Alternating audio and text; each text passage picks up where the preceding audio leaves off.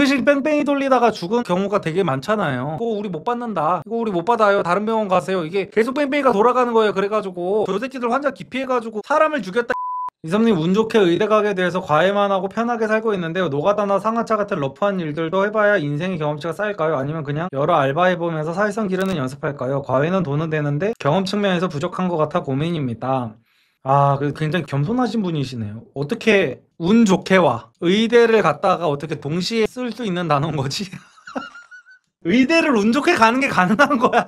의대를 갈 정도로 평생 동안을 그렇게 노력해서 사신 분이라면 사실은 노력에 대해서는 뭐 그렇게까지 남들은 어떻게 사는지에 대해서 궁금할 필요는 없을 것 같고요. 세상 사람 거의 대부분을 다 따져봐도 본인보다 인생 열심히 사는 사람을 찾기가 힘들 겁니다. 의대를 가셨을 정도로 학창시절을 열심히 그렇게 사셨다면은. 근데 저는 그건 추천해요. 택배 상하차 한 번쯤 나가보는 건 추천합니다. 노가다는 솔직히 비추천하거든요. 왜냐면 노가다는 생각보다 힘들지 않아. 노가다는 이제 귀찮은 일의 연속이에요. 잡부로 나가면은. 그리고 요즘 노가다는 저 때만 해도 노가다 그냥 인력사무소 가면 아무나 다 할 수 있었는데 요즘에는 노가다를 하려면은 그 무슨 교육을 받아야 돼요. 노가다 필수 의무 교육 같은 거를 몇 시간 동안 받아야 된단 말이에요. 그래서 이거는 너무 비효율이고, 택배 상하차 같은 거 한번 나가보면 아, 이래서 사람들이 그렇게까지 힘들다고 하는 거구나 라고 할 텐데, 의대를 갈 정도의 끈기가 있는 분이면요 택배 상하차 가가지고 안 도망가고 끝까지 다 하실 겁니다. 그 정도예요. 그냥 그 정도. 저도 택배 상하차 20살에 처음 해보고 나서 사람들이 힘들다고 하길래 얼마나 힘든가고 한번 가봤는데 이게 씨발 도망칠 정도인가? 저는 그 생각을 했거든요. 그러니까 저도 거기를 갔을 때 제 또래 애들 이제 몇 명이 이렇게 갔는데, 모르는 애들이 갔는데 끝나고 나니까 저 포함해서 제 또래가 한 2명밖에 안 남아 있었더라고요. 다 도망가가지고. 그래서 아니 이게 그렇게까지, 당연히 힘들죠. 그거 끝나고 나니까 팔이 안 올라가더라고요, 위로. 팔이 덜덜덜덜 떨려가지고 폰 만지는데도 이렇게 떨리더라고. 왜냐면 저는 그때까지 운동이란 걸 한 번도 안 해봤었으니까. 그래서 힘들긴 했는데 도망갈 정도까지는 아닌데, 저는 의대를 갈 정도의 끈기가 있으신 분은 택배 상하차도 분명히 끝까지 해낼 거라고 보거든요. 근데 저는 남자로 태어났으면은 한 번쯤 해보는 거 나쁘진 않다고 생각합니다. 왜냐면은 그럴 수 있거든. 또 그냥 의사나 막 이렇게 좀 배우신 분들 같은 경우에는 무시당하는 경우가 생겨요. 못 배워먹은 애들한테. 저도 못 배워먹었지만 이제 생각이 짧은 사람들한테 저 쌤님 같은 새끼들이 씨발 뭐 공부나 해봤지 뭘 알겠어 하면서 무시당하는 경우가 생길 수가 있단 말이에요. 그래서 그때를 대비해서라도, 나도 어릴 적에 택배 상하차 다 해봤어. 나는 이 방패를 하나 만들어 놓는 거는 나쁘지 않을 것 같아. 건강할 때, 내가 건강하고 젊었던 시절에 이것저것 다 해봤어. 누가 나한테 시비를 걸어. 저 샌님 새끼들 씨발 강남 파락군에서 편하게 뭐 학원이나 다니면서 공부나 해가지고 뭐 세상 물정을 뭘 알아 할 때, 택배 상하차도 해보고 인형탈 알바도 해보고 다 해봤어 나도 라고 할 정도의 그거는 있으면 좋지 않을까. 그거를 무슨 뭐 의대나 다니시는 분께서 무슨 택배 상하차를 한 달 동안 해봐야 된다 이것까지는 아니지만 한 번 정도는 그래도 나가보면은 아, 이래서 사람들이 힘들다고 하는 거구나, 뭐 이 정도는 저는 괜찮다고 봅니다. 저는 제가 끈기가 없는 편이라고 생각했는데 알바해보면 인간 평균이 생각보다 낮더라고요. 맞아요. 그리고 인간의 교양 수준도 생각보다 진짜 낮습니다. 야, 진짜. 의대를 가셨으면은 상하차 같은 거 나가면은 거기서 이제 야만인들을 굉장히 많이 보게 되거든요. 본인이 속해왔던 집단이 얼마나 수준이 높았던 집단인지를 알게 될 거예요. 정말 거의 그냥 사람의 몰골만 하고 있을 뿐이지 어떤 정말 물론 택배 상하차 하시는 분들 모두를 무시하는 게 아닙니다. 근데 거기를 가면은 정말 인간 같지 않은 인간들이 진짜 존나 많아요, 진짜. 저는 20살 되자마자 해봤습니다. 코로나 때문에 알바가 안 구해졌어서. 저는 저런 거 좋다고 봐요. 아무리 내가 명문대를 갔고 내가 아무리 부잣집에서 태어났고 해도 한 번쯤 남자는 남자라면 그냥 해보는 거 저는 나쁘지 않다고 봅니다, 진짜로. 왜냐면 진짜 분명히 그런 거 갖다 시비 거는 새끼들 나올 거거든요, 살다 보면은. 네가 뭘 해봤어?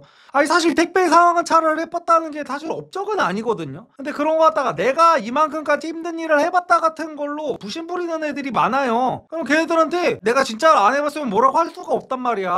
걔네들 근데 특징, 지들이 안 해본 공부 갖다가 하는 공부가 제일 쉽다는 소리를 존나 쉽게 해. 병신들이 적으니까. 지들이 얘네들 특징은 지들이 해본 게 항상 제일 힘들어. 그러면서 자기는 안 해보고 남이 해본 걸로는 되게 쉽게 말합니다. 이런 애들 특징이. 사실 찬호 같은 애들이 그래요. 자기가 한 거는 되게 고귀하고 힘들고 열심히 해야지만 가능한 건데 남이 하는 거는 깎아내기 바빠. 근데 그런 애들한테 조금이라도 공격을 안 나가기 위해서는 뭐 그거 택배 상하차 한 번쯤 나가는 거 그렇게까지 어려운 거 아니잖아요. 그래서 거기 갔다 와가지고 남들이 어디 가가지고 너 네가 뭐 젊었을 때 힘든 거 해봤어? 의사 새끼들 무슨 앉아서 뭐 환자 진료나 할 줄 알지 뭐 그런 거 해봤겠어 하면 저도 다 해봤는데요? 해봤는데 좆도 아니던데요? 해버릴 수가 있는 거지. 택배 상하차 그거 좆도 아니던데요? 주 90시간씩 최저 시급 받으면서 일하는 치과 레지던트인데 어떻게 이 시기를 덜 힘들게 지낼 수 있을까요? 매일 투잡하던 리섭님이 지혜를 얻고 있습니다. 마인드적으로는 리섭님 강의 보고 굳건히 버티고 있는데 확실히 체력적으로 힘들긴 하네요. 근데 이 질문해 주신 분 같은 경우에는 제가 감히 뭐라고 할 수 있는 그런 레벨이 아닙니다. 왜냐면 저보다 훨씬 힘들게 살고 계시기 때문에. 저는 막 제가 열심히 살았다고 해서 다른 모든 사람들보다 내가 더 열심히 살았다라고 할 생각 초도 없습니다. 저는 제가 요즘에 킥복싱을 배운다고 했잖아요. 그런 거를 봤을 때 웬만한 비인기 종목의 2부 리그 선수들보다도 열심히 안 살았을 것 같아요. 제 기준, 제 생각으로는. 왜냐면은 킥복싱 할 때마다 진짜 힘들어서 뒤져버릴 것 같거든요. 근데 운동선수들은 한 2부 리그 정도까지 올라갈 정도로만 하려고 해도 이런 것들을 수십 년, 십수년을 진짜 미친 듯이 해야 되는 거잖아. 근데 나는 이렇게 열심히 살았다고는 저는 솔직히 못하겠습니다. 그리고 그것과 마찬가지로 의사 선생님들이나 치과 의사 선생님들 같은 경우에 이분들이 막 레지던트 생활하고 막 이런 것들을 보면은 저는 이분들한테는 제가 감히 뭐 인생을 어떻게 살아라 할 수 있는 자격이 저는 안 된다고 봐요. 이분들 같은 경우에는 진짜 초등학교 때부터 공부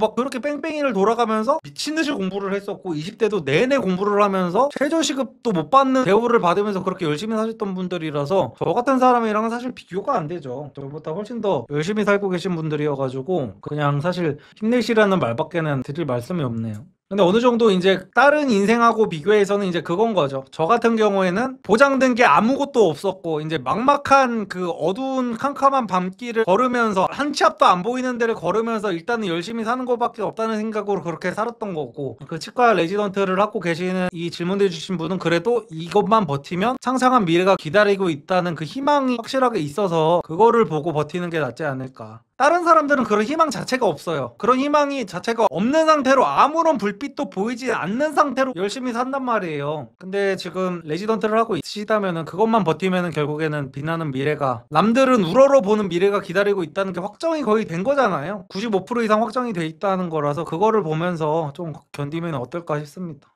저는 치과 전공이라서 정책의 타격을 거의 안 받지만 제 친한 친구 중 하나가 사병관 갔고 소아과 의사인데 정책 때문에 학원 알바 중인데 의대 쪽 정책은 어떻게 생각하시나요?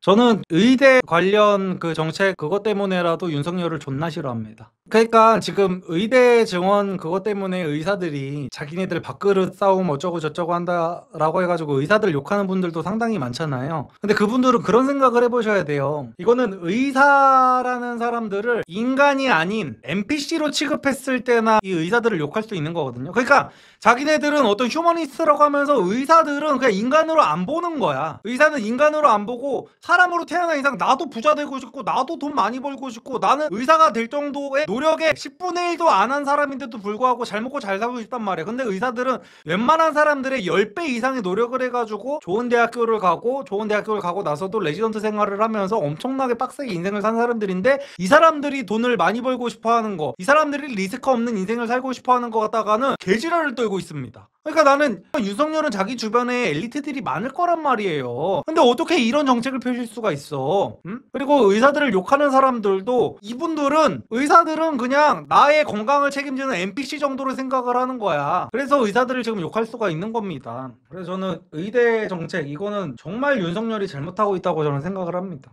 저는 윤석열 정책 중에 의대 증원은 맞다고 봤는데, 그냥 윤석열의 의대 증원이 뭐라고 보는 거냐면요, 그러니까 사람들이 지금 취업이 안 된다는 청년들이 뭐예요? 지방 공장 가면은 직장이 널려 있어요. 지방 공장 취업하면은 공장이 널려 있고, 조소기업, 중소기업에서는 사람이 없어서 문제란 말이야. 근데 사람들이 왜 집에서 놀아요? 대기업 가고 싶으니까. 중소기업 갈 바에 일을 안 한단 말이에요. 의사들도 똑같은 거란 말이야. 근데 의대 증원을 해버리면은, 그러니까 대학생들을 늘려버리면은 중소기업 가는 사람들이 많아질 거다라는 논리랑 똑같은 거야. 근데 우리나라 지금 국민들이 대졸자들이 90% 이상인데도 불구하고 중소기업에 아무도 안 가잖아. 그거랑 똑같은 거라니까. 의대 증원을 해가지고 아무리 넓힌다고 해가지고 의사들이 기피과를 가겠냔 말이야. 아니 전혀 실용성이 없는 정책이에요. 이거는 의대를 100배 1000배 만배를 늘려봐요. 어떤 사람들이 저런 소아과 같은 거를 하나. 다들 피부과 하려고 그러고 다들 성형외과 하려고 그러고 다들 그러지. 돈 되는 걸 하려고 그러지. 저는 그 의사들이 진짜 돈을 많이 벌었으면 좋겠거든요. 예전에 유시민이 그 진짜 병신 같은 소리를 한 적이 한 번 있잖아요. 의사가 돈을 많이 벌면 안 되잖아요. 이 지랄한 적이 있잖아.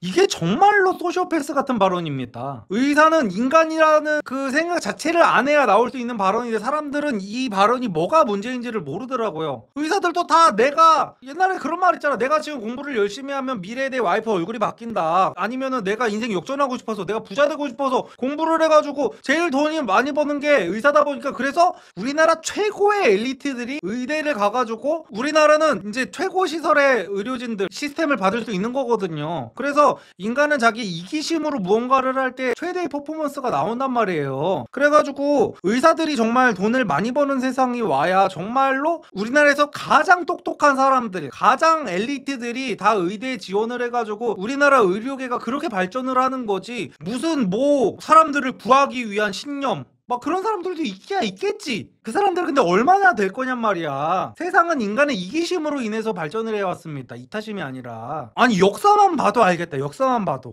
아유 진짜. 결국 보상을 늘리면 해결되는 문제인데 그니까 보상을 늘려야 되는데 사람들이 의사들이 돈 버는 게 싫은 거야. 왜냐면은 의사들도 이제 뭐 1,000만 원씩 번다 이거지. 아무리 못해도 봉급의로 들어가도 1,000만 원, 2,000만 원, 3,000만 원씩 받으니까 아니 그 정도 받으면 됐지. 이 개새끼들은 뭐 얼마나 욕심이 많은 거야 라고 하는데 그거는 봉직이 나름이고 그냥 개원하는 개원의들은 다 적자에 시달린다니까요. 다 적자에 시달리고 내가 10년 동안 의료사고가 없었어도 10년에 한 번꼴로 의료사고가 나오는 순간 내 의사 인생 끝나는 거야. 리스크가 너무 크단 말이에요. 그래서 우리나라는 그 약간 문제가 뭐냐면은 예를 들어 손가락이 잘리잖아요. 손가락이 잘리면은 붙이지 못하는 게 정상입니다. 맞잖아요. 상식적으로 손가락이 잘렸는데 어떻게 붙여? 근데 우리나라는 의료진들의 기술이 너무 뛰어나다 보니까 잘린 손가락은 다시 붙이지 못하는 게 정상인데 잘린 손가락을 붙이지 못하면 의료진의 과실 탓을 하는 지경까지 이르게 됐어요. 그러니까 의사들의 리스크가 얼마나 크느냐 이거야. 손가락이 잘렸으면 씨발 못 붙이는 게 당연한 건데 잘린 손가락을 못 붙이면은 의사 탓을 하느라 바로 소송 들어가지. 바로 의료진의 과실, 병원의 과실 하면서 이제 바로 모든 것들이 다 소송이야. 모든 것들이 다. 그러니까 의사를 누가 하고 싶겠냐고. 생명을 다루는 의사 막 이런 것들을 다들 그냥 피부과나 하고 싶고 성형외과나 하고 싶고 막 이렇지. 그래서 그런 부분에서 의사들한테 처우 개선을 확실하게 해줘야 뭔가를 하지. 저만 해도 만약에 제 아들이 저 닮았으면 공부머리가 없겠지만 만약에 만에 하나 공부머리가 있어서 의대를 간다면은 제 아들이 무슨 뭐 흉부외과 이런 데 간다고 그러면 야 하지 마라. 그냥 너 피부과 성형외과 가가지고 그냥 똥똥거리면서 살지 뭐하러 그런 가시밭길을 걸으려고 그러냐라고 할 것 같아요. 저도 솔직하게 말씀드리면은. 맞아요. 욕망을 이용해서 컨트롤을 할 생각을 해야죠. 인간에 대한 이해도가 얼마나 없으면은 저런 정책을 펼치는지. 근데 피부과 성형외과 안과는 티오가 거의 없어요. 2~3명 있는 곳이 허담. 그게 대기업 예시랑 똑같다는 거라니까요. 우리나라 대졸자들은 넘쳐나요. 명문대생들은 넘쳐나는데 대기업 티오가 없잖아요. 그래서 뭐야 그냥 놀잖아. 의사들도 마찬가지라는 거야. 내가 아무리 의대를 나왔어도 피부과, 성형외과, 안과 안 갈 바에 논다고 그냥. 그리고 나는 공부 머리도 있기 때문에 그냥 바로 다른 고시 공부 준비해버리면 돼요. 대안이 있단 말이야. 아무리 다른 공부들 뭐 빡세다고 해봐야 의대 공부에 비하면 그 좆도 아니거든. 근데 이 당연한 거를 모르고 의대 정원을 늘리면 당연히 다른 기피과에도 가겠지. 이지랄하고 있는 게 무슨 초딩 새끼도 아니고 이게 무슨 아휴 진짜.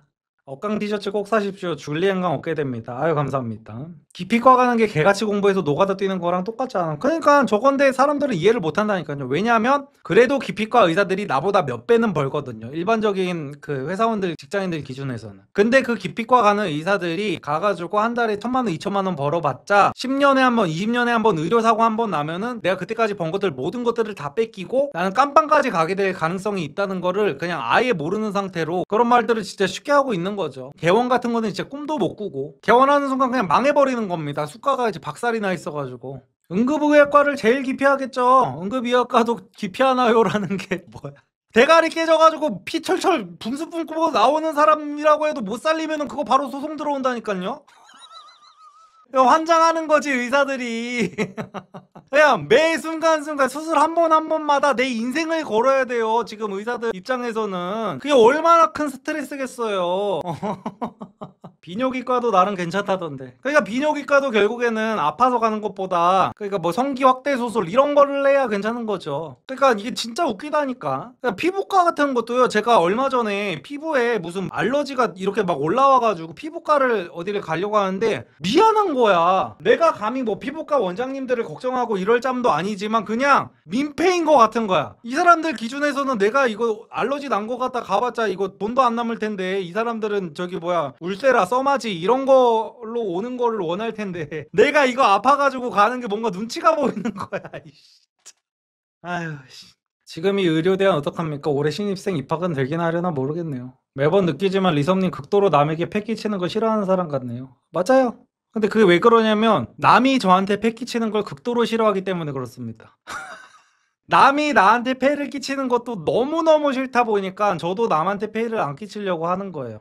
응급의학과에서 다른 과목 진료받다가 그 전문이 아닌데 진료받다면서 소송 걸려서 돈 물어준 사례 있어요. 이딴 정책 때문에 응급실 뺑뺑이가 생긴 겁니다. 그러니까 응급실 뺑뺑이 돌리다가 죽은 경우가 되게 많잖아요. 그러니까 왜 생겼는지 이 근본적인 문제를 따져야 된다는 거죠. 의사들을 막 대놓고 욕하는 게 아니야. 저 새끼들 환자 기피해가지고 사람을 죽였다 이 지랄하고 자빠졌는데 남을 위해서 그러면 죽을 수 있는 사람 있습니까? 그렇게 욕하는 사람들 중에서 내 인생을 통째로 걸고 누군가를 나는 일면식도 없는 사람을 생사의 고비에 있는 사람을 내가 괜히 받아가지고 까딱하다가 잘못되면은 내 인생을 송두리째 걸어야 된다니까? 이거를 누가 하고 싶겠어요? 난 심지어 남들보다 인생도 5배, 6배, 7배, 8배를 열심히 산 사람이란 말이야. 남들 잘 때 안 자고 노력해가지고 남들 롤 할 때 롤 안 하고 남들 쉴 때 안 쉬고 코피 쏟아가면서 열심히 공부를 해가지고 이 자리까지 왔는데 내가 일면식도 없는 사람 때문에 내 평생의 인생을 이걸 다 걸어야 된다고? 그게 어떤 사람이 가능하냐는 거지 그게. 그래서 이거 우리 못 받는다. 이거 우리 못 받아요. 다른 병원 가세요. 이게 계속 뺑뺑이가 돌아가는 거예요. 그래가지고 사명감으로 하는 사람 아니고서 힘들지라고 하셨는데 사명감으로 하는 것도 한두 번이죠. 사명감으로 하다가 진짜 한번 잘못돼가지고 내 인생 통째로 날아가게 되면은 그 사람들도 이제 사명감이 생길까요 이제?